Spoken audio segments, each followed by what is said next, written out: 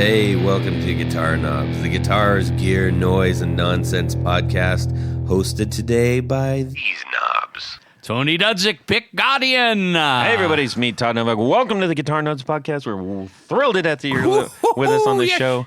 We're going to have a really good time tonight. Yes, we are. Because why? Because this is Tony and I. This is brotato chip night, broat meal night, if you will. I love broat meal. Yes. And we get to hang out and talk about stuff that we love, which is guitar gear. Yeah. Is that what we do on the show? That is what we do on the show. And we usually do it with somebody else. If only there... Oh, wait. Guest, who are you? My name is Seth with Spindrift Audio. Seth with Spindrift Audio. Yes. Can I say your last name? Sure. If you'd like. Duffie. Seth Duffie. From Spindrift Audio. All right. I just had to get that out there. Where can people go see what Spindrift Audio does? Instagram, obviously, and spindriftaudio.com. Probably the two places.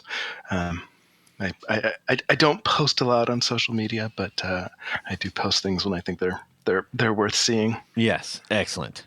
You got a lot of fine things on your socials, and we appreciate you making the things that you do. We're going to find out all about it, including this lovely pedal in front of us called the Alpha Wolfe. So go take a peek at what we might be talking about if you can. And other than that, we got a couple of announcements we're going to cut through, and then we're going to get to tell the good stuff and talk to our friend Seth. Excellent.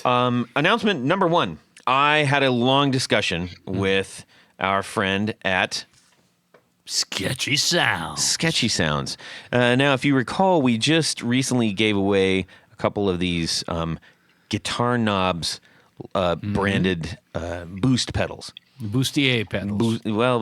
Just boost pedals. Yes. I don't know what a bustier pedal does. Yeah, I know. Pushes up the sound, I guess. Both sides. Yes. So, yeah, mid scoop. Yeah. I don't know. Anyways, let's get out of here. So, we got quite a few people who said, "Hey, I would really like to have one of those pedals." And I said, well, maybe we can work something out. I talked to Sketchy, and we're going to put that together. Oh, cool. That's right. And what we're going to do is we're going to do a pre-order. Okay. That helps. That way you know how many parts to order. That's right. We're not going to it's going to be easier, or I don't know if it's easier, but what you need to do is, and we'll do a social post about this too, but what you need to do is just send me an email. Todd at theguitarknobs.com. Tell me that you want one. They're going to be $75. That includes free shipping. Oh, that's excellent. And yeah, so he just wants to get them in the hands of the listeners, and I think that that's awesome.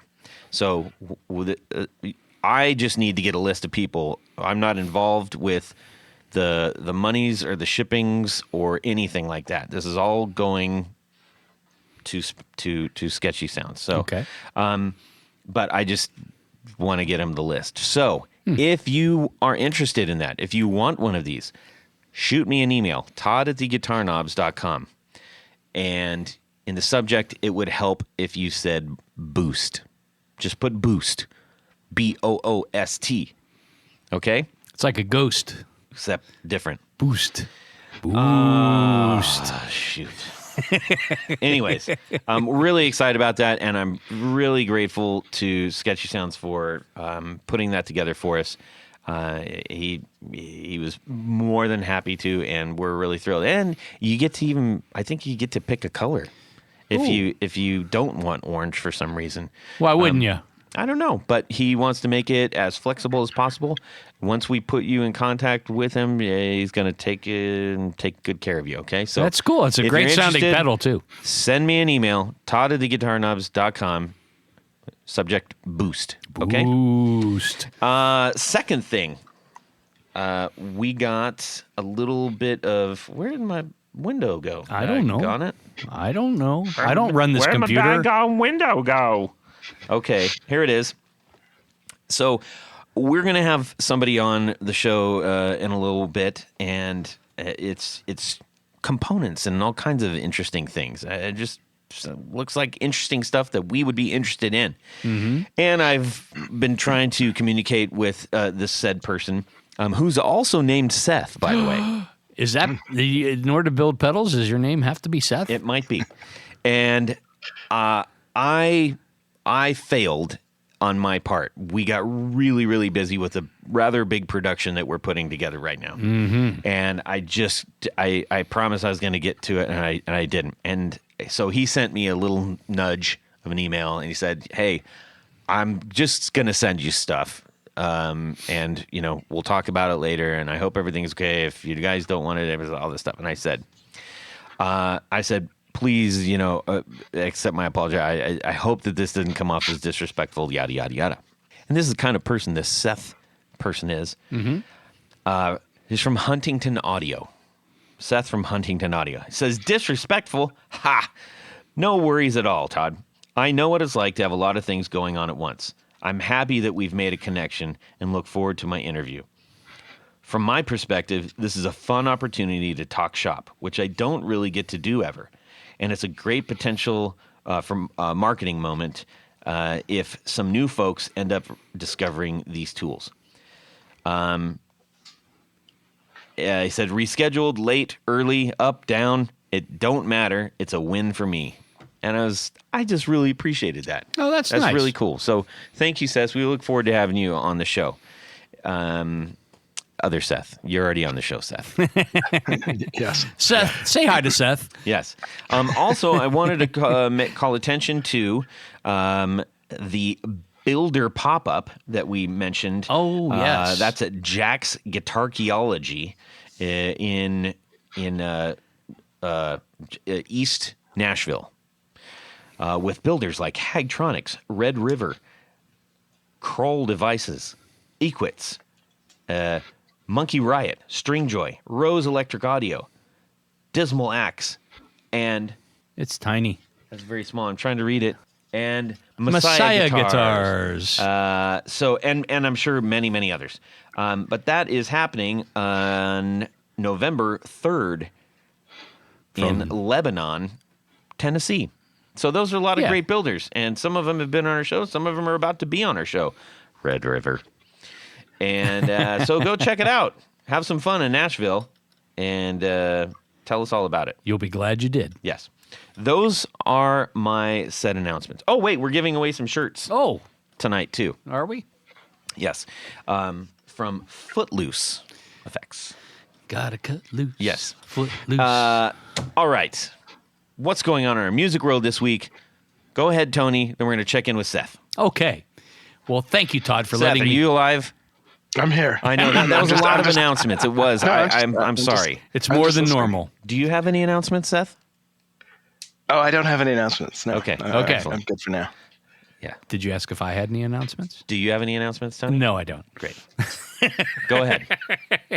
In my music world this week, every day, hundreds, if not thousands, of little things come across the internets to my attention in my various feeds. And the one that really caught my eye, I just love this, and I'll go into why I love it. But it is, it's from David Gilmour in a concert in Italy last month. Interesting. And David, in the middle of... Did he get the boot or something? No, almost. Geography joke. Yeah, that's funny. I'm going to get you the Fisher-Price world map next. In the middle of Comfortably Numb, he breaks a strap on the guitar. Now, it's not just any strap. This is a strap that was owned by Jimi Hendrix, and his wife bought it for him.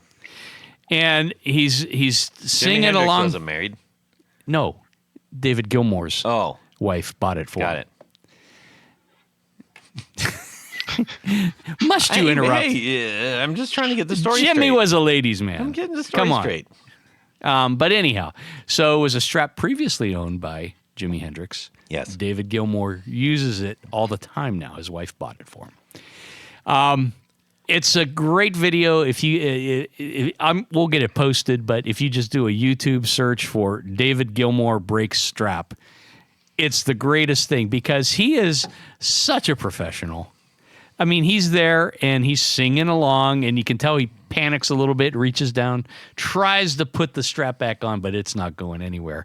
So he calls his tech over, and his tech brings him over another guitar just in time to go into the solo. Wow. I mean, it's the greatest thing. So here's why I like that. One, no matter what level guitar player you are, right, whether you're just beginning or a touring professional musician, something's always going to happen, and it happens at the worst possible time. Yes. Two, no matter how big of a musician you are, you have superstitions and or talismans that you rely on, or at least gives you a mental edge. In this case, it's Jimmy's strap, probably soaked with Jimmy's sweat, and now David's sweat. Well, not maybe not. Okay. And three, a real professional doesn't sweat it. He just kind of shakes it off a little bit and goes bam right into that. It's all on backing tracks anyway. So no, this is not on backing tracks. And I would say. I dare to say that the solo in Comfortably Numb it's got to be in the top 5 guitar solos of all time. Yeah, for sure. And but you just have to probably top 3 actually. Maybe the top 2. Maybe the top 1. Anyway. But if you get a chance, check out that video. And Corey Feldman's right there too. So okay. Jeez. You make things so difficult on me, Todd. Mm-hmm. Anyhow, but I just love that. I mean, and I see a lot of clips and things that come across, but this one just stood out this week for me. That's a good one. Yep. All right. Let's see, Seth. What's going on in your music world this week that maybe doesn't include building your pedals? Well, I mean, the first thing is something that's not going on, and that was Jane's Addiction this weekend that I was supposed to see in San Francisco. So brutal. Oh my gosh. Yeah. That was so heartbreaking. Yeah. That's just terrible. I'm a lifelong Jane's Addiction fan, and that was so hard to watch. Yeah. Yep. Awful. But beyond that, so I've been trying to get a couple more guitar amplifiers as I've been trying not to be too pedal related, but as I'm building stuff, just to be able to test on different things. Sure. So one of the things, I'm also buying stuff that's not working and fixing it up. But one of the things I bought within the last little bit is an old, like early to mid 80s Carvin, like little small amp for like one of those small Mesa Boogie like 1x12s. But what was interesting about it to me was, it's a hybrid tube solid state amp, but it has an Electro Voice EVM 12L in it, and it's in perfect condition. I have this, I don't know, guess weird thing about Electro Voice speakers. I'm primarily a bass player. One of the first bass cabinets I ever built was with a EVM 15B speaker, and I mean, they still have them, but back in the day when you bought the speaker, it come with plans and you could build your plans to make these cabinets. So I think what I'll probably end up doing with this guy is, I recapped it and it sounds pretty good. And but I'll probably steal the speaker out of it and make a separate enclosure so I can use it separately from the amp and just test it out with different heads and stuff. And then throw some other speaper in it. So that's cool. That's a very clean speaker. I mean, it borders on PA type speakers. Yeah, exactly. And I think that's why for the bass speakers too. That's why I love that the 15. I've had that for since high school. It still sounds great. That's cool. Yeah, that's the old Electro Voice speakers. Those are actually pretty pricey.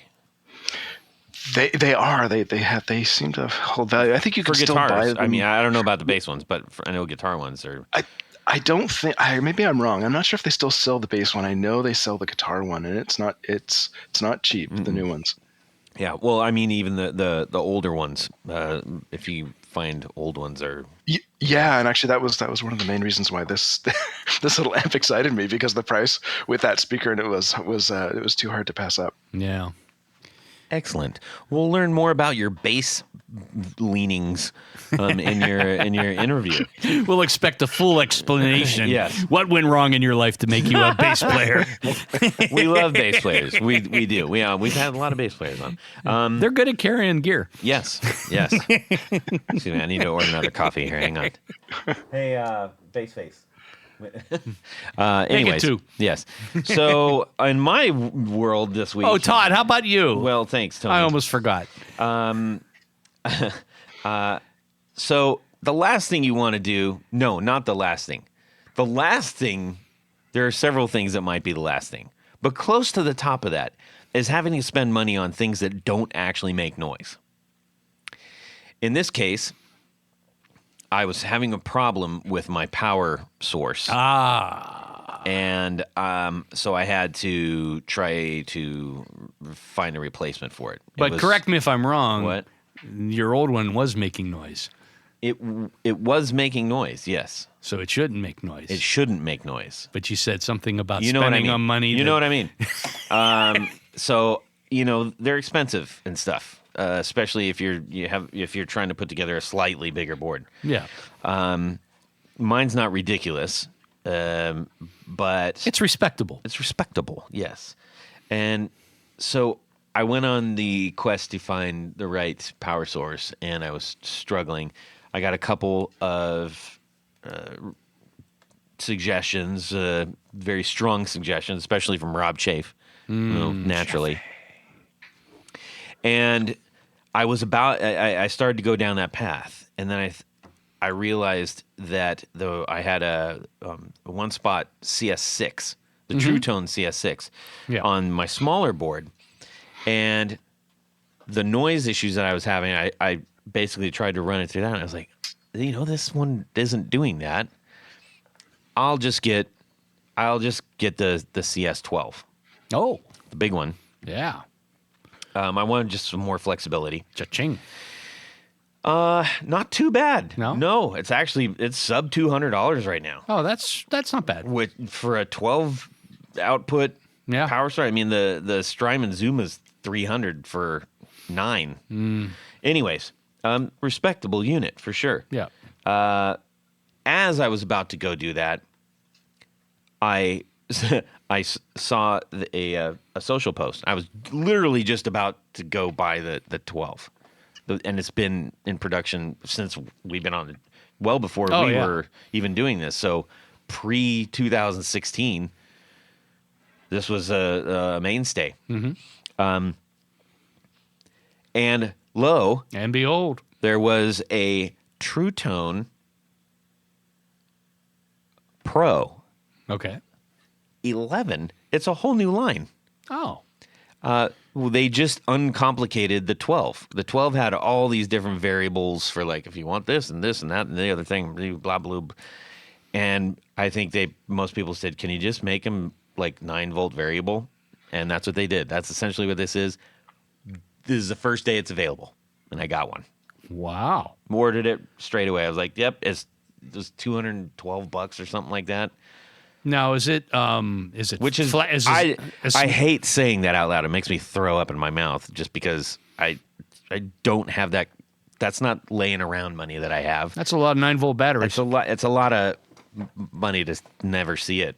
Now, is it the same size? Yeah, or it's the same size. They just no. I mean, it's like the CS6 as the CS12 or as a 12, but not It's the a 12. 6. The 12 or the 6 is the 6 flat is real one. skinny. Fits Yes. under the Metro. Okay, the got it. pedal train Metro Right. and Nano.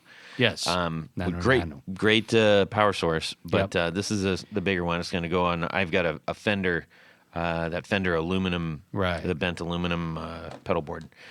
So, anyways, it'll fit there, and Cool. it's going to work. And I'm crossing my fingers it's going to do the thing I needed to do. But I'm sure it will. it was just I mean, I was minutes away from buying almost a 10-year-old pedal or a 10-year-old power supply, and I got the one that came out today. Nice. Yeah. I mean, That's all right. yeah, not too bad for something I really didn't want to do. Well, but anyways, but it'll last you a lifetime. we'll see. I hope so. Anyways, without further ado, Yes. when I get that plugged in, Yes. I'm actually going to order a couple more of our favorite patch cables. What are they? I believe they're called Tour Gear Design patch cables. That is correct. I found out that I need some more S cables. The one that S-shaped goes to cables. the side to the top, right? Yeah, Okay. and I need two different lengths of those because I think I've only got a couple, and they've got I think a 4-inch and a 6-inch, something like that. You're in luck. Because they got they've got all of that. They've got C shape, S shape, all the lengths that you could ever possibly need. That is correct. And then some. And I get to use a code for the coupon. Well, you're going to load up your cart, right? Yep. You're going to go to the checkout. You're going to go to the part that says coupon code. And you're going to enter in the guitar knobs, all lowercase, all one I'm word. going to save 15% on my order. 15%. That is correct. And you're going to get them fast. I will. They come out of Canada, but man, it's lickety split. Yep. So we want to thank Tour Gear Designs for sponsoring our 4 on the Floor. Tony? Let me get a little bit of this. 1, 2, 3. 4 on the floor. All right. Seth Duffie, Spindrift Audio. Go ahead.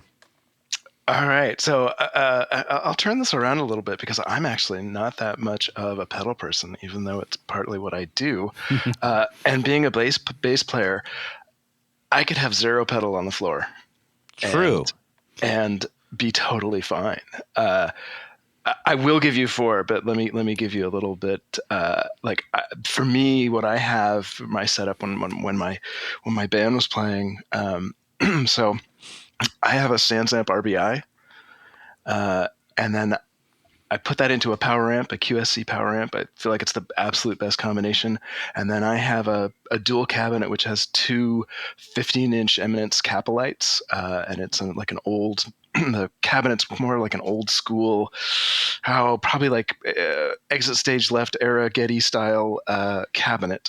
And if that's all I had, I would be completely fine. But in this case, I will give you some pedals. Yeah. So the first one, very, very unexciting, but a Polytune. If that's the TC Electronics Polytune. Yes. And Is if I that only full had size or mini? I think it's the little mini one. Okay. It's probably one of the first. I love that pedal. I have that pedal. I love that pedal. Yeah, I think it's the first. It was probably the first generation. It's the white one. I have red-green color blindness, so the LEDs on it kind of suck in a way, and I think they fixed all that. So, from a distance, I can't tell the difference between a red and a green LED, unless they're both on and next to each other. Yeah. So some of that's a little bit annoying. But if I only had one pedal, that would be it. Got it. So yeah, that's the first one. The next one is the EBS Multicomp. So that for me is pretty much when I'm playing bass is always on.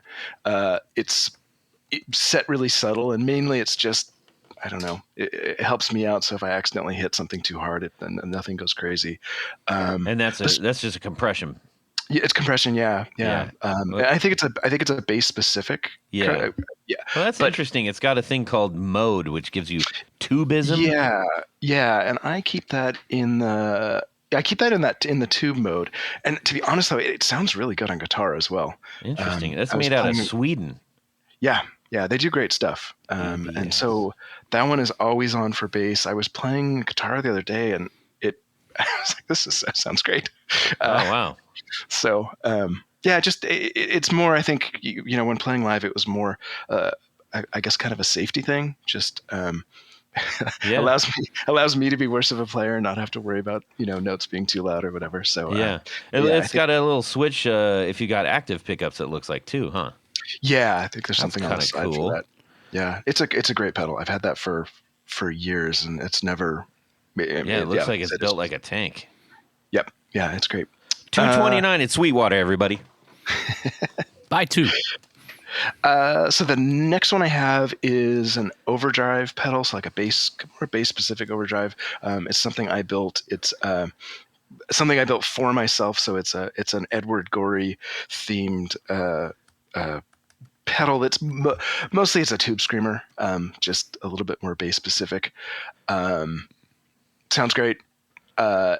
In the shows that we would play, I might have it on for like a minute or two max. It's something that is just for a certain part of a song. Like I said, I could go without, but at least bass wise, I could go without the pedal board.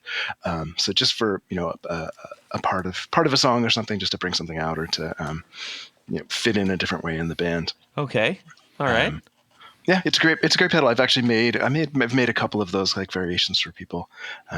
And like I said, it's not that exciting. It is pretty much just a tube screamer with a couple tweaks to make it a little bit more bass friendly. And so, can you explain the tweaks to make it bass friendly?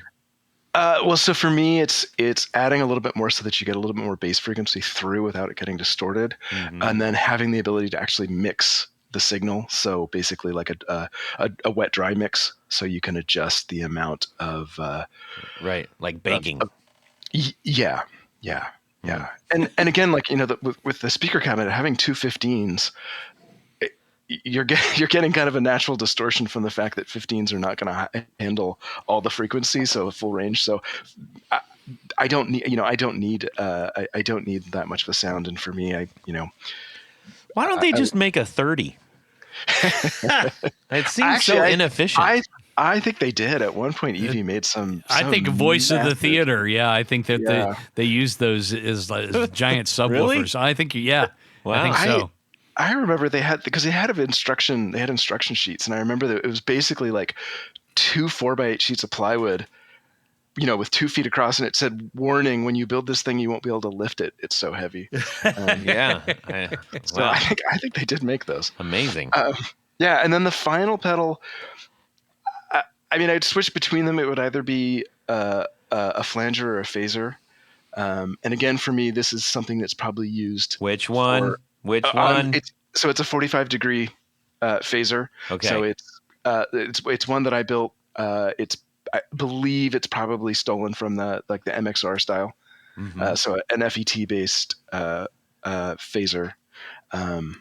Just subtle, and for me, that's just enough. And maybe even sometimes the two, the overdrive and the phaser on. Yeah. But Well, wouldn't 46 degrees is just it's just it's an extra touch. A touch too much. Yep. And again, like that would only be used for maybe just a little little bit in the song, and that's all I would use it for. I dig it. Okay. So, yeah. Well, there we have it.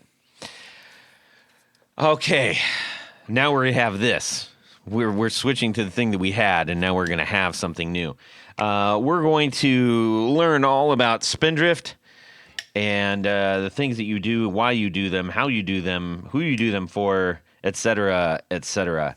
And we have in front of us, to go into great detail, the Alpha Wolfe. And Yes. Is this your latest thing that you built? It's the latest thing that's kind of out there. There's definitely stuff that I'm working on, but yeah, that's the latest. I guess if you want to call it a release. Okay. That's what that would be. Yeah. Well, yeah. before we deep dive into this, I think it would be good to know. Like, I mean, when you go to the website, everybody, you're gonna be like, okay, well, I wasn't expecting much of this. Some of this. You build quite a few different things, and they all seem to be of a bit more of a bespoke nature in the sense that you're not just putting things in normal boxes and painting something on it. Yeah. Yep. Yeah, I think this pedal is actually more different from everything else that I've worked on before. Yes, this is much more, if you can call this conventional. It's much more conventional than several of your other things. But before you built this, you obviously put a lot of thought and effort into the craft of the things that you're doing. Tell us a little bit about how you arrived at your stylistic approach. Yeah. So, I've always done electronics basically since I was a kid, and have played music for quite a while. and made audio, pedals and whatever else. I don't know, at least 15 years ago when the band that I was in was really starting to play a lot more, I wanted some gear. And so I really got more serious about it. At the same time, too, my brother's a very accomplished producer, mixing, mastering engineer. And so I was building stuff for his studio as well. So you'll see a lot of stuff it's guitar or bass pedals, but then it's also DI boxes and Iron Giants and stuff like that for recording studios. And so yeah, it really started for me building things for myself, and then be like, I'll put this on Facebook or Instagram, and then after a while decided, well, maybe I'll see if people have interest in this kind of stuff. And I guess also with that too, I have a CNC machine, so a lot of you do. Yeah, a lot of the stuff that I do, whether it's prototyping like PC boards with the CNC or making enclosures, was really doing like really custom stuff for people. If it's a DI box or something, or really custom pedals with on the CNC, and I love doing that. It's super fun. It's definitely not profitable, but it's a lot of fun, because you spend 10, 20, 30, who knows how many, not 10, 20, 30, 40 hours on a pedal, and can't sell it for basically more than minimum wage, but it looks good. It's a labor of love. Oh, it absolutely is. Yeah. Yeah. And I mean, to say that too, I'm a very small, this is essentially a hobby. In what you were asking, well, this pedal looks a little bit different than that, and that's kind of a conscious choice of actually trying to make something that's more productionalizable, and having fun with that, and still not stopping doing the other stuff, but trying to find that balance where being able to do something really cool for an artist I really like. But then also, if other people want this, it's not taking me 40 hours a pedal to do that. So that's really where that mix is. Right. So yeah, it's trying to find that balance of growing into something that you can make more than 2 or 3 of something, but not getting too far away from actually making stuff that I think is really cool. Well, you do put the imagination to work with these pedals. If you just go to the actual website, okay, which is where we're kind of sitting right now.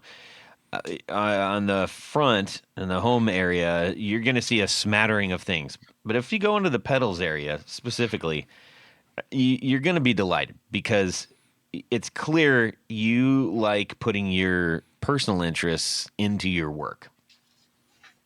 Yeah. And it's really fun getting to, having people reach out and be like, I have this idea, for pedals that I wouldn't have thought about. Yeah. I'm a huge Rush fan, and someone reached out and said, "Can you do a Clockwork Angels pedal?" And out of all the albums, it's not my favorite artwork, but that pedal turned out to be one of my most I love how that one looks. Jim Ward from Sparta and At the Drive-In reached out to me, and I was like, oh my goodness, I love your solo album. Let me do a pedal for you. So yeah, it's just fun, and it's fun. It's doing that mix of, and that's the Daggers. The Daggers, yeah, that's his latest solo album, which is phenomenal. Yeah, so when he said Seth, for the people, for the audience, not directly at you, Seth. When I mentioned when you said the CNC machine, I said yes, you do, because you really go the extra mile as far as like, okay, what is this going to evoke when you activate it? And that's a big difference than just activating it, because you've got cutouts, you've got backlighting, you've got layered cutouts and themes, and it's really fun. It is fun, but I also, I don't want it to be just all visual. So they really do. I hope they really do all sound good. I have a couple kind of core circuit designs that I use in these things. So whether it's an overdrive or phaser or whatever, they can be built around that. Right. But as I'm saying too, I'm trying to move a little bit more so that I can also do a little bit more production stuff. So yeah, it's a combination of that, and then being able to do like the DI boxes and stuff is a lot of fun because get to do a little bit of woodworking with that as well. I mean, yeah, it's delightful to see some of these. You mentioned Rush. You've got the Starman Phaser, which if you're a Rush fan, I mean, I don't know how you can't have this pedal. It literally, the whole star lights up. That's amazing. Yeah, and so, some of these too. I think with that one, it's not a product you can buy because I don't think I definitely do not own the rights to that kind of stuff. So the most of these are things like that are definitely like one or two off pedals. I made one for myself and one for the person who was interested. And those ones get a little more complicated, but yeah, but the spirit's there. And so if people, if you've got something that you're really passionate about and you're like, can you make this come to life? I think Seth might be the person to make that happen. Let's see some of the other ones you have in here. I particularly am fond of the Blackheart boost pedal. Yeah. Really cool idea with how you lit this thing up. Very, very cool. Tell us about that. So I don't know if you guys know Envy of None. They are a band that Alex Lifeson is part of. And I made two pedals for the singer. She's an amazing singer-songwriter who is also in that band. And so that the Blackheart is lyrics off one of the songs from the Envy of None album. So yeah, it was fun. It was just fun because it was one of those. I don't know. Just it was like, oh, this would be something fun to try. Is some sort of backlit, but it's also has a center thing. I think it kind of only works because it's a one knob boost pedal. Yeah, that it works so well. But yeah. Well, it's if you we talk about this all the time as guitar enthusiasts. Yes, we want things that sound awesome, but we also want things that are unique and celebrate things that we like in guitar and also outside of guitar. And when those things come together, it can be really fun. Yeah. No, I agree. I do. The Mandalore drive. I mean, come on. Yeah, that was another. That was actually for. I built that one specifically for pedal of the day, and it was fun. Too cool. Yeah. Well, in front of us, aside from all these other wondrous things that you're building, we have the Alpha Wolfe, which is, I think, the first of its kind to come through our doors. This, Tony and I think we used it wrong. And we had a phone conversation where I was trying to delicately mention, like, I don't know if we did it wrong or if it's broke, but I think it was our fault because I played it again this week, and then I saw, oh, okay, now I get it. So why don't you tell us a little bit about the Alpha Wolfe, and then we'll have a chat. Yeah. So, well, I'll give you a little bit of background. So for those of you, Emily Wolfe is a singer-songwriter, guitarist. I think I had found out about her through YouTube. It was either a rig rundown or I think it was when her Epiphone model got released. And I was like, how do I not know who this person is? And I just fell in love with her music. If you haven't heard her, go listen to her. Go see her live. I mean, writing the songs, playing guitar, she uses her pedal board like another instrument. Singing and doing everything, being a front person, and most of that with her eyes closed, and it's humbling. So yeah, I built her a pedal. There's I think there's one on that the list of pedals. I was like, I love her stuff. She was playing. It's the Wolf Drive. The Wolf Drive, yeah, and just kind of out of the blue made her a pedal. Because her sound was fairly close to the sound I thought of that overdrive, and got it to her, and then just kind of said, hey, if you ever have something that any pedal that you can think of that's something fun, let me know. And because I think for a lot of pedal pedal makers, most of what we do is not very exciting. It's you tweak a couple capacitors and call it something new. And I'm guilty of that too. I think that's most of what happens. And I don't know, a couple weeks or months later, she sent me a couple videos with this. I can kind of give you an idea of what it is. It's a small mixer, so probably like a coffee shop style mixer. It's a late 90s, early 2000s, a large company that also builds pianos and motorcycles. And she plugs her guitar. Harley Davidson? That's the one. Yes. Plugs her guitar directly into this thing in kind of a studio setting. So it's not the biggest thing, but it's not really convenient. And so it's a single channel. It has at least the channel that she plugs into. Single channel. It does mic, guitar, instrument level, and then line level. So it's got this really weird, flexible system, or flexible, like input level, 3-band EQ, compressor, and she uses that just to get kind of, I would say, weird sounds, right? And it's a single channel of a mixer, and it sounds weird. It actually the original has a proprietary DSP distortion, which we changed out. I can talk about that later. So yeah, it's something kind of unique. I think in terms of the closest thing to it would be the JHS color box, but only in that it's a single channel of a mixer.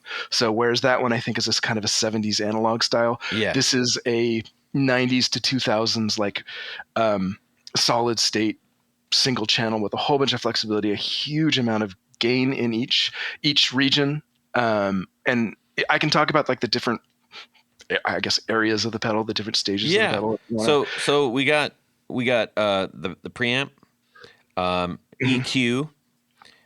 Which is so in the preamp. I mean, you can tell us all about it. We'll list them out. So in the pre, you got gain, overall gain, and compression. Yep. In the EQ, you've got your high, low, and mid, as well as a little clip indicator in the case that you are blowing this out. For good or bad. Yeah, and then you got a little toggle for 80 hertz. You can tell us about that in a second. Then we have two gain stages. We have a howl and a growl. The howl is silicon-based, and the growl is germanium based. And then you got a mid EQ. That's where I found the magic happening personally for me. So you have a mid level, and you also have a mid Q, so you can move that around. And that had just tremendous effect on the sound that was coming through. Yep. So that's a lot to work with. What's go ahead and tell us about whatever you want to tell us about on this. Yeah, I'll get to all that. Let me start with, so after she had described what she wanted, I'm like, okay, give me a couple weeks, see if I can do this. And for me, in kind of the geekery part of this, I was transitioning from using EagleCAD to KeyCAD. If anyone is still using EagleCAD, by the way, just save yourself some grief and move to KeyCAD. It's kind of a life changer. Okay. This is like circuit board design and schematic designs. Right. And at the same time too, was like I was saying, trying to productionalize things a little bit more. So moving to much more surface mount and that kind of thing. So anyways, maybe kind of the boring stuff, but I had a bunch of goals for this, and it was that taking that one channel, trying to put it in a pedal, try to keep it as small as possible, which it's still fairly sizable. Having it run on 9 volts, which is a big thing because this is kind of like studio gear. It's a mixer. It's not studio, but so internally it runs on 30 volts, so plus and minus 15. So figuring how to do that without having some crazy plug had to be true to the original. So it had to sound like, whether the original sounded crappy or not, it needed to sound like that. And then, like I said before, moving to something that I could do on a larger scale. So that was that. If you open the thing up, it's got a lot of stuff in there. I'm a software developer by trade, and so I kind of created this way in a little bit where I have a bunch of little daughter boards. So if you want momentary switching, that's a daughter board. The 15, the plus and minus 15 volt supply as a daughter board, so I can switch these out and use them on other pedals if I want to. So yeah, this was a big learning experience for me in the way of just trying to really make things more approachable. So yeah, that's kind of the geeky part of it. As far as the musical part of it, what ended up happening kind of in the development of this is that if you played it, you may have noticed that there, like, each section has just a massive amount of gain, and part of that is because it's got a large internal voltage in it, and it's also it's meant for weird levels. You can plug a microphone into at least the original, or you can plug line level in, which are very different. So it's not necessarily designed to do what it's doing, for good or bad, but it has a really unique sound. So you can really smash the sound into the EQ level. The EQ level is really flexible, and I had asked Emily, like, well, how would you describe it? And the way she is, like, her quote was, "It's a scrappy sound that has a lot of attitude." And I think the EQ is a really big thing. So recreating those parts of it. Obviously the distortion, which is a big part of the mixer. I can't duplicate some proprietary 90s DSP, so we settled on kind of a hard clipping, so probably something close to a rat style, and just two variations of that, and having two channels. And so, throughout the process, I sent her a number of prototypes. I made myself a number of prototypes. And if you watch any of the videos of her, which I would recommend some of her, like, pedal board stuff, she is super focused on EQ.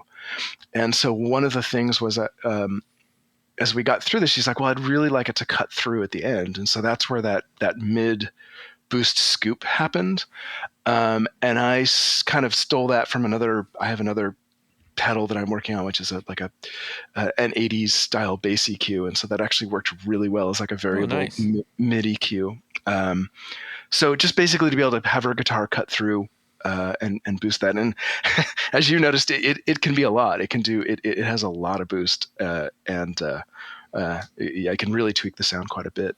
Yeah, it's really neat. Now, when we first did it, as I mentioned, we just ran it straight through, and Tony and I both kind of had the same idea of, like, let's try this with. Put it in front of the pedals. Let's put it in back of the pedals, and that's for me, anyways. That's where I sought to like really do the stuff, and having that drive section. I wasn't using it as a main drive for the guitar signal as much as a more colorful boost section coming out of the pedal. Yeah. So between that and the parametric EQ, the mid and the EQ section, and then messing around with the compression, I was like, wow, I can literally make some of these pedals sound completely different, but still maintain their original character. And to me, that was like, ooh, that's really, really helpful. Yeah. I think I'm still learning on trying to figure out how to sell this thing and how it's supposed to be used, because it is unique. And it got because I was asking a couple of people who've used it, and then asked Emily like what how she's been using it, and a lot of it has been in the studio. So it got used on her last album, and then an album that she was producing at Sweetwater Studios, and they've been using it on bass a lot too. So I think I think that maybe its kind of sweet spot is in maybe a more controlled environment, maybe not a live environment, but being able to sit there and tweak it and either have it drive something else or really shape the sound, because it has a lot of abilities to shape things. Yeah. I think also this could be very useful for acoustic guitars. the drives maybe not so much, but having, your input gain and compression, and especially with the parametric at the end, it reminds me an awful lot. When I would do live gigs, I used a SansAmp acoustic DI. Okay. And it has a lot of those features, and it really allows you to kind of tailor or work around problems in a room and things like that. So, yeah, you were saying for bass, definitely. For acoustic guitars, though, I could see that this working really well for that too. Yeah. One of the things I think after I'd completed is like I really should have put an XLR on there. That's a well, great actually, idea. Yeah. So who knows? Maybe if there's enough interest and if there's another version that comes out, yeah. I mean, honestly, if you did this without the two gain stages in it, even for like guitar, just on your board, that would be super helpful, super useful. Yeah. I think it's a good sculpting tool. It's also interesting because you're obviously following the track of how it looks on the actual mixer, which is a little weird because when you plug in, my end's going into the right and it's coming out on the left, but the actual signal path is reversed from that. Yeah. I'm always left to right, so why ins are on the left and outs are on the right? I think I just switch it to the top of the pedal and then it won't confuse people as much. Honestly, it's just mostly just following convention in that state, but yeah. So that I was trying to figure out. I was like, wait, is the compression happening at the end because of this? But no, it isn't. It's happening first. Yeah, it's exactly as far, as much as I could do it. It tries to duplicate the original as much. So exactly. It really is. Yeah. It's gain into that high pass filter, right into the compression. Yeah. Cool. So is this something that is relatively difficult? Are you going to doing a whole bunch of these, or are these like really time consuming to make, or what's the deal there? They do take a little bit of time, and to talk about small time pedal builders like us, it really is. You get a handful of orders, and you save up that money to buy more parts to make more of them. So it's just kind of feeding the machine. There's 11 knobs on this thing. I mean, yeah, and I think it's something. I'm always, when you guys have guests and they have pedals that are very affordable, I just like how do people do this? Anything that sticks through an enclosure, whether that's a pot or a jack or a knob, they're at least $1, right? Yeah. So and maybe two. And so when you look at that and you look at the number of knobs and you look at other people's pedals, you're like, oh, that was expensive. 2-foot switches, 3 LEDs, and a toggle. Yeah. No, they're so yeah. I've done my best to try to make this as painless as possible. But to be honest, this thing has 7 op amps in it. It's a fairly complicated circuit. It's probably the most complicated thing I'd done to this point to try to figure out this thing, reverse engineer this thing, and get it as close as possible. It's hundreds of components, and for the pedal builder part of it, I try to get as much done through surface mount. And get all the resistors and the op amps done, but for someone like me who does things at such small scale, getting audio grade capacitors at surface mount is almost impossible. Just because the capacitors that are surface mounted are meant for like power supply filtering, they don't work well for audio. So all of the capacitors, all of pretty much all the audio. Any capacitor in the audio chain is hand soldered after the fact. Right. So that stuff's not as fun. And to be quite honest, I think one of the reasons to move to surface mount is just to prevent human errors as much. Sure. You get one capacitor in the wrong place. it can change the whole pedal. Right. So, but yeah, no, I mean, like I said, another goal for this was to make this productionizable. These are $250. That seems cheap for what? Not cheap. Let me rephrase that. That seems very approachable for what this is. That was the goal. Yeah. because this really can shape your sound pretty not wildly in the sense of, oh no, it's going to be crazy. It's just the sheer amount of tweakiness you can do is really commendable.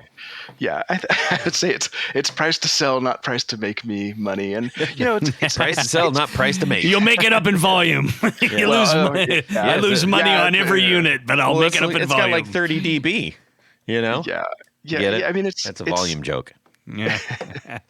It's fun working with someone because like having someone like I'm a very small time pedal builder. As I said, I don't do as much social media because it just doesn't interest me. But I get to ride on her coattails, and to me that's a privilege to be able to do. So I think you should check behind yourself, Mister, because you've got some coattails of your own, I'm sure. Yeah. So, but hopefully more people will buy them, and then the more feedback can either. Yeah. Okay, we were talking about like the size of this. Now, the way that we've been talking, it sounds like this is as big as a laptop. It's not.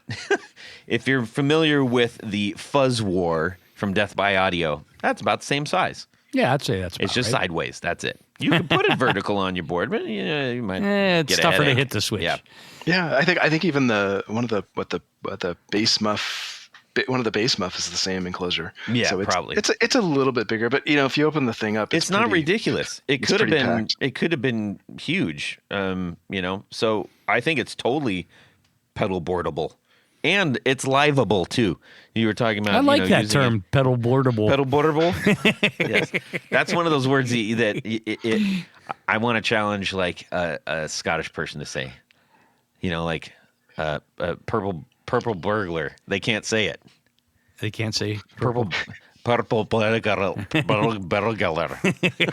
Yeah, there's a whole there's all kinds of videos on Scottish people trying to say purple burglar.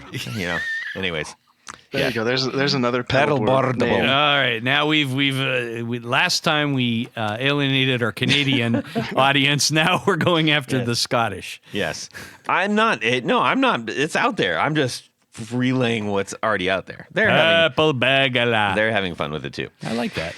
Anyways, okay. So what do you got in the future? What are you cooking up? I always have a bunch of stuff going on. I've got two different, I say that I'm a bass player. The bass pedals I never seem to finish because I have so many requirements for them. But I have an 80s style kind of exit stage left era thing that I'm working on for a bass pedal, kind of preamp-ish style pedal, and then another one from kind of the 90s era. And then just a bunch of other things that I've been playing with, and then more recently, not kind of randomly, but I was talking to Emily Wolfe again, and we were talking about anything else that would interest her, and it. If you watch, again, we're going back to the EQ because EQ is such a big thing for her. She runs a lot of her pedals, whether or not they're fuzzes or drives, overdrives. It's pedal and EQ, and it has a lot to do with the way that she wants to cut through. And so she's basically saying, can you stitch together an EQ with essentially an OCD? So that's what I'm working on now. I've sent her one prototype, which I think she really liked. It's the OCD is pretty close to a rat. It's got some little bit difference, but so I've been working on that and trying to keep it as a I think a more I think whereas this pedal is a very specific use pedal, I think this pedal will be much more of a general pedal, and for me also making it work on bass. So there's some tweaks in there that I'm doing so that it works really well on bass, and then having that EQ in there is just it's a 7-band EQ, and it's pretty amazing. It just the things that allows you to do and have it all built in one pedal is pretty nice. So I'm excited about that. Trying to get myself to get that finished, get the next prototype version, and then get that done. Dig it. Now, so, yeah. You're a bass player. Tell us about your rig. What's your favorite? Actually, wait, no, stop. Don't do that. I got another question. If you who are clearly familiar with pedals and bass were to receive an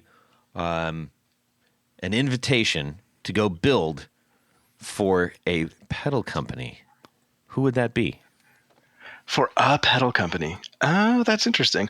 I mean, I think for me, the one, there are companies that stand out as far as bass, and I would say that Sansamp is definitely one for me. They're like probably my favorite sound. I know that Dark Glass is, there's a lot of Dark Glass stuff, which this may sound. I'm very tired of that sound. I'm tired of all of like the glassy bass that's in heavy metal, and I feel like we're going to come back to this era and be like, oh, this just all kind of sounds the same. So for me, it's a little bit of the older stuff, the older sound, and so I guess I would say Sansamp, because I think their stuff to me is the sound that I really like. I would agree with that. I mean, as we talked Consider about it done. Okay. Yeah, I'll tell you a funny story about Sansamp. This is back in the 90s, I guess, when they were still in New York. Well, maybe they still are. I can't remember. But they were, just on, I forget which street it was, somewhere around 30th. And I had been using one, and I looked them up. My wife and I had a New York trip, and so I go and I knock on the door for the Sansamp company, and it was like I was invading, some country that didn't want me. And finally they kind of calmed down because they thought I was, like some nut job, which I guess looking backwards, I guess they could have mistaken me for a nut job.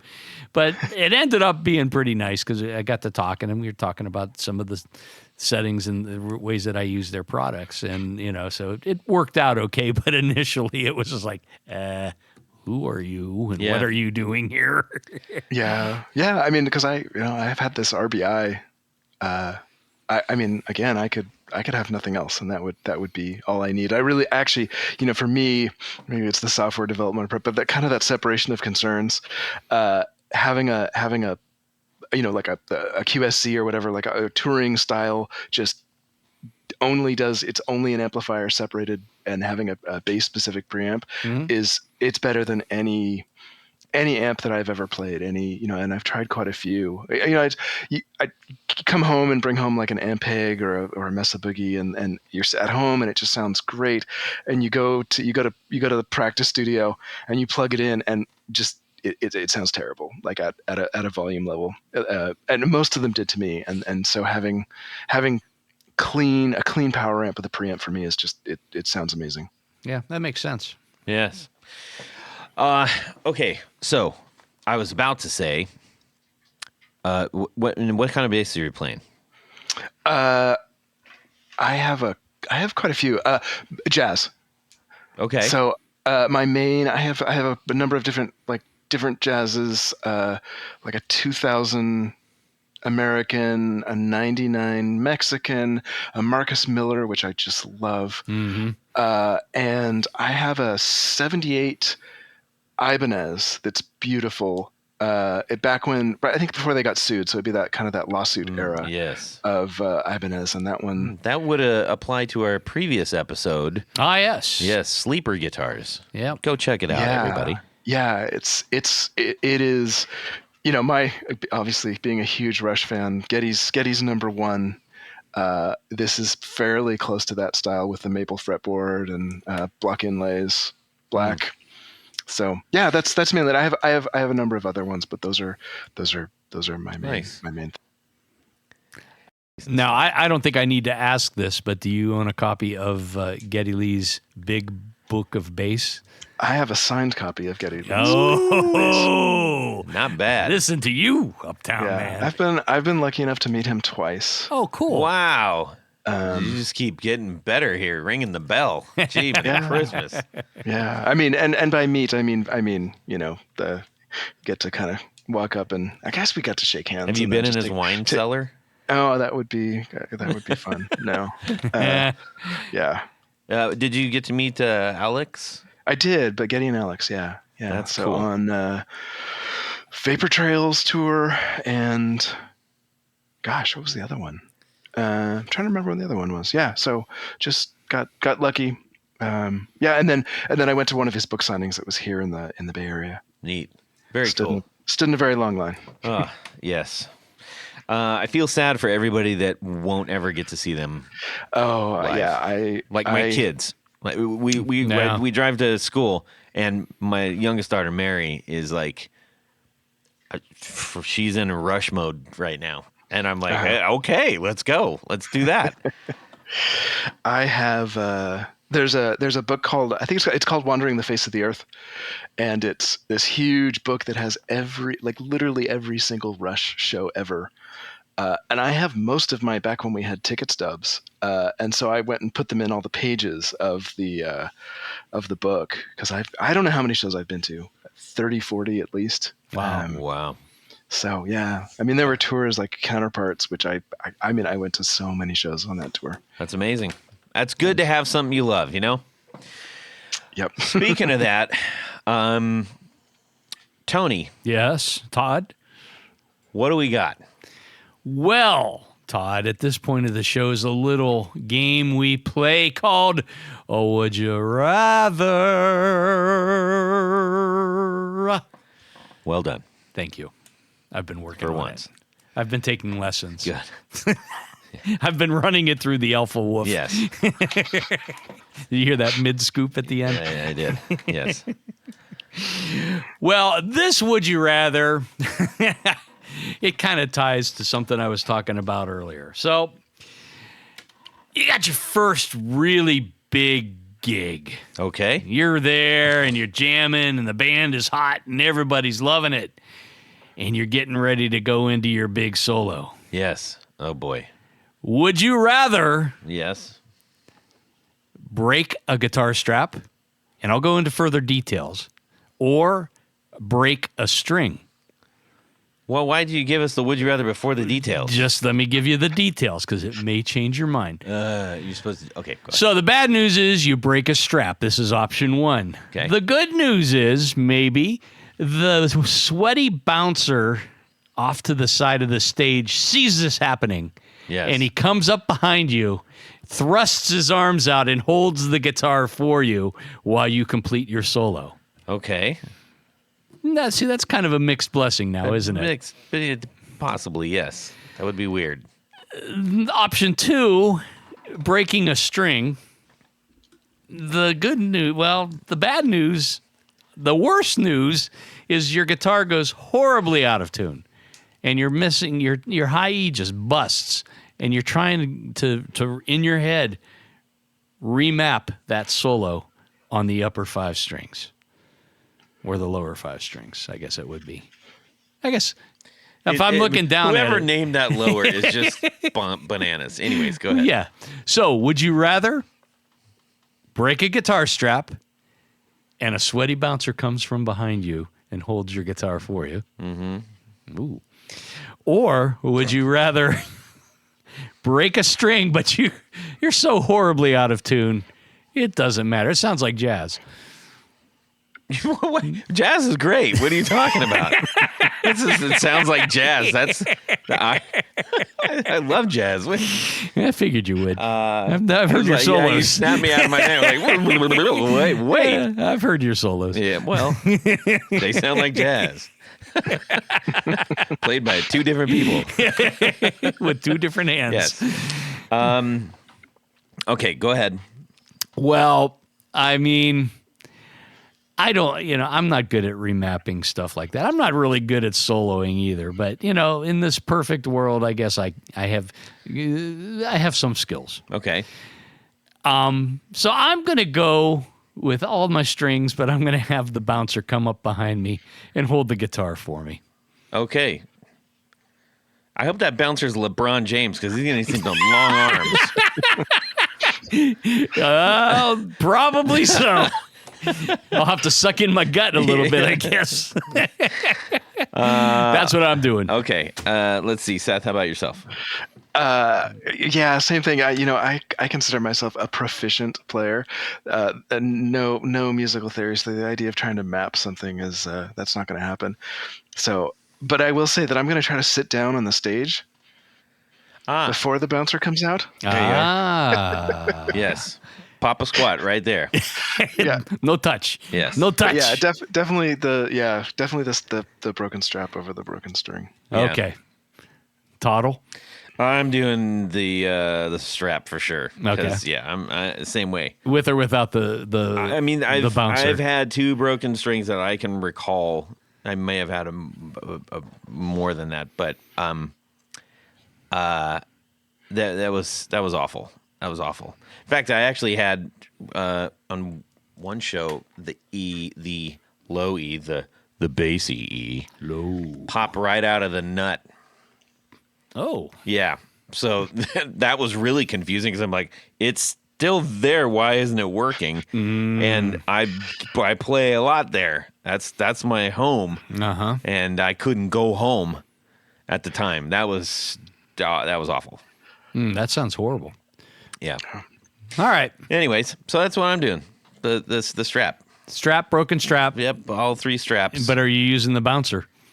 Sure, why not? Okay. It'll be fun. There you go. Yes. All right. So 2 with bouncers, 1 without bouncer. And I would do a little Chuck Berry across stage, and he'd have to follow You know what that's called? the duck walk. That's right. Yes. I just checking to see.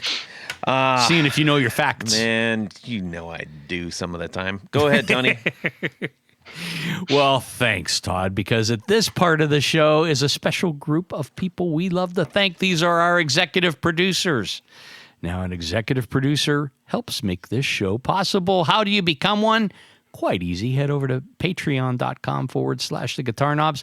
Check out a couple different levels in which you can participate. Become a sponsor, a friend, a hero of the podcast. Each level comes with some very nice thank you gifts and opportunities to win giveaways. And I think we've got a few of those coming up tonight. But in addition to all that great stuff, there's one thing more. What would that be?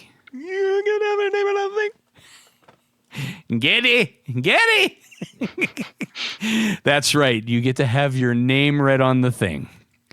So without further ado, special thanks to these executive producers: John Sebastian, Trevor Ellenberg, Cameron Pampas, James Bell, Brett Hogarth, Gregory Randall, Don Kloss, Ralph Gottschalk from Wonderful Audio Technology, Rusty Sneeden, Vader and Pedals, John Halverson, Rick Calhoun, Trevor Gunberg, Elad Mizrahi, Richard Kendall, James White, Justin Jones, John Esterly from Rare Buzzer Effects, Anthony Lathrop, Stefan Lamb, Michael Senchuk, Ken Sayers, Darren Gregory, Tom Barazin, Eric Merrow, and Plutone.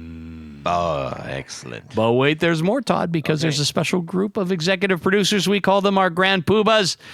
These are the creme de la creme, the top of the heap, the A number ones, and they get a fez to wear upon their heads whilst listening to the podcast. Okay. So special thanks to these Grand Poobahs: Anthony Gemalero, Billy Spitfire Unlimited, Bob Crouch, Brian Robison, Cody Foster, David Kaminga, David Tyndall, Enrico Fernando, Fox Hill Studio, Hex Matos, James Pennington, John Williams, LSJ Music Company, Matt Hart, Michael Van Zant, Michio Murakishi, Moon Guitars, Paul Von Eppinger, Sam Jett, Steve Keys, Tyler KC Rhines, Zach Oswald from Brandon Wound Pickups, and Pedro Vasquez. Thank you. Thank you. Thank you. I am pleased. I am pleased with all those names. We love those names. I would be even more pleased with more names. I love more names. We would truly love to have you aboard. And, we have all kinds of great things that we do. Yeah. I'm actually trying to work on getting some other gear made Headgear? for everybody. Possibly some hats and stuff. Very Might even nice. do another run of the hoodies. Ooh, the Yeah, hoodies. yeah. Look at this one. This one's all worn out. I know. I've got my ratty one on I today. know. I think it's probably due. So stay tuned about that. So let's see. Seth, we need to say a huge thank you for you sharing your time and your wares with us, and for making great stuff. Thank you. Where can people find the things that you're doing? Where can they get one of these Alpha Wolves? Spindrift Audio on Instagram or Facebook, and then spindriftaudio.com. Yeah, if people have, if you want an Alpha Wolfe pedal, or you have some crazy idea for some custom pedal, let me know. It'd be fun to do. I heard a requirement of getting a custom pedal by you is sending a picture of their own bass face. Is that in fact true? I don't know. Is that something you want to get through the? I think that should happen. You should require that. Do you have a pretty solid bass face? I don't know. I feel like mine's probably pretty boring. Did you practice a bass face like growing up as a kid? You know you did. Come on. I don't know. Yeah. I think the one thing about being in the bass player is you can just kind of be, you're there kind of in the background. You get to watch other people. So, I don't know. I don't think I ever had really the most exciting bass face. Has anybody ever bass faced you while you were playing? They're like, they're tracking and they're going, oh, nasty. Oh, yeah. No? I don't know. Yeah. You get the, what's the Paul Rudd movie? You get that kind of stuff. But now I'm blanking on the name of the movie. Pick a Paul Rudd movie and put it in there. There you go. All right. Tony. Head over to pickguardian.com. Check out the things that I do. What do? I make custom pick guards. How do you get one? Shoot me an email. Let me know what you're trying to do, what material you want, what pickups you're using. I might even have some good advice for you. Excellent. You know what? It's your chance to make your guitar even more yours. Indeed. I do want to throw this out before I solicit my things.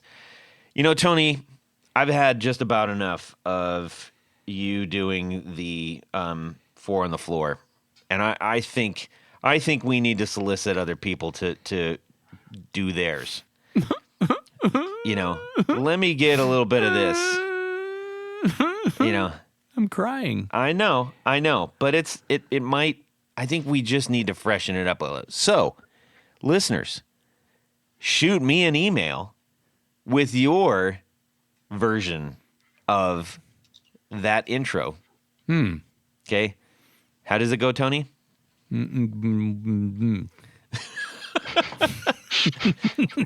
Come on. Just give it to me. Let me get a little bit of this. Well, okay. You know how it's supposed to go. Tony's mad now.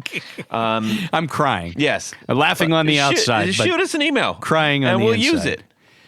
How about that? How are they going to record that? Just on the phone. You just grab your You mean you mobile phone, can record stuff on this? Yeah, it's a magic piece. Holy of cow. Send us your own. Let me get a little bit of this. Let me get a little bit of this. Think you can top that? Send it to us. We'll use it. Double dog dare ya. All right. You can shoot me an email to send me those things. You can also DM me if you want to talk and share about the things that you're doing, what you like about the show, what you hate about the show. Make fun of Tony. Do whatever you want. Send that to Guitar Knobs at Guitar Knobs on Instagram. Or what? Todd at the Guitar Knobs. For email, Todd at the guitarknobs.com. Yes. Yes, you know how to do that? Email the Todd at the Guitar Knobs. Okay, well. Who should we be listening to? The Valentinos. Oh. Yes. I know that band. Yes. And then, Seth, do you have a band you want to plug? Yeah. Zen Arcadia. Go look for the album Earthquakes. Perfect. Zen Arcadia, Earthquakes. Go listen to that on your way home or when you turn this off. Hopefully you haven't turned it off by now. All right, everybody. We're so grateful for you out there. Have a fantastic guitar weekend. Subscribe! Yeah. I have a mic just on the headset. Getting a little wind. Yeah, it sounds like a lot of wind coming out. Okay, let me see here. Okay, is that any better? Is that the bass trick where you flick the switch that doesn't do anything? I had a 66 El Camino that basically just drove by itself. I had to steer it once in a while. Is John still here? I thought he was parked out front. Did you shut the door? I closed it. Shut the door. But what do you got? The little fuzzy things you put over them. The Hamsters. What's it called? Yeah, hamster. Duffie. That's a good, strong South American name. I don't know. There's probably somebody in South America called Duffie. Pointed to the sky with I have a finger extension that it's like double jointed, so it's extra long, and I go like a shotgun. I go. Very nice. Yeah. Well played. Yeah, it's a good use of that. I know. I am in Davis, California, so it's fairly close to Sacramento, about an hour from San Francisco. Oh, okay, cool. Yeah, is that right by UC Davis? Yep, campus is walking distance from here. Can you see Davis from there? Oh man, I could definitely see Davis. I mean, I had to call it out last time, and I'm doing it again. Yes. Jiminy Christmas. Don't leave any low-hanging fruit I around. love He just low-hanging scoops fruit. it. He's the guy that goes apple picking on the ground. Never experienced an affront like that before. Oh, man. And then I blew him out. I pulled him back in and went, it was the best feeling ever. Oh, my God. I love it. Well, hey, Seth. How you doing? I'm doing great. I mean, Are you entertained yet? Do I amuse you? Are you not entertained? Funny like how? Hey, interesting thing about Palm Springs. You know that there's a waterfall in the middle of Palm Springs? It's actually behind Frank Sinatra's old house. Hand to God, I swear on my life. It is a. I've been there, and it's got a big rock in the middle, so you can like jump off into the water's freezing. Even in the hot Palm Springs, that water's cold. It must be deep. Eradicator. Hold on. Oh, here comes a big burp right there. Plosives, but we weren't getting the plosives. It was more like a windy rubbing of sorts. Do you have like a big beard? no, I do not. Okay. Do you have a small beard? It's just no beard. It's really full. It's just real small. Yeah. Headliner. Yeah. Is that headliner? Headliner. Sure. Okay, we'll call it a headliner. Why did I think what that's called? Yeah. Had like a grease spot where his head was guy probably had like either a big giant thing of hair or was bald. Oh my. And I didn't realize that until I was trying to find something that fell down on a thing, and I was trying to get it, and I looked and I was like, what the heck is that? And then I realized that was a really big guy driving this car before. Some large amount of hair or a bald pate, as they say. Yeah.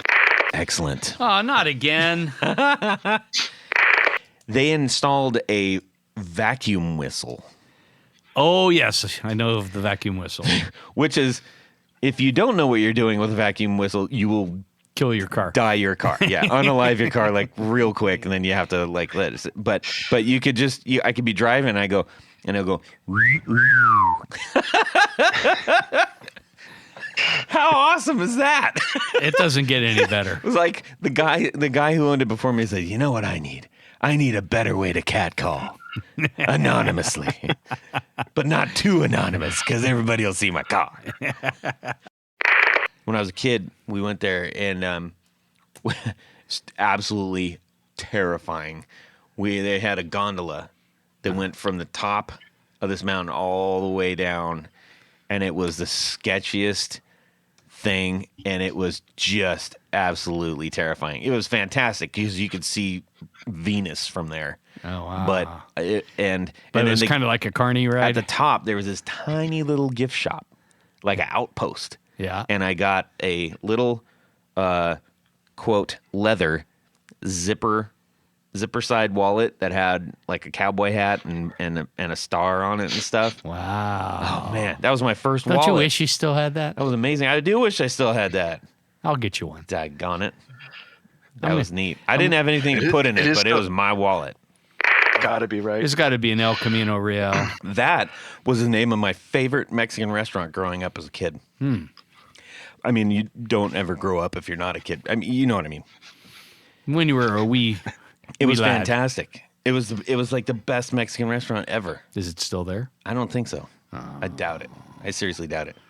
It was Probably great. a cheat no cheese or windows. something now. It was no windows. It was the whole thing. It was muraled with like all of the booths that surrounded the walls were like alcoved. Oh yeah. And it was all muraled and painted. It was like I was in like a pasture I was in a villa in. All right. All right. Should we do let's do a podcast? Yeah. How about we do that? Hey kids, let's put on a show. And away we go. Well, that's it for these knobs. Please visit our Patreon page at patreon.com/theguitarknobs. Visit our website at theguitarknobs.com for all of our past episodes, 4 on the Floor blog, and other good stuff. You can connect with us on social too at our Facebook page and share your gear and stories on our Facebook group. Also, be sure to check out our Instagram at guitarknobs. Catch you next time.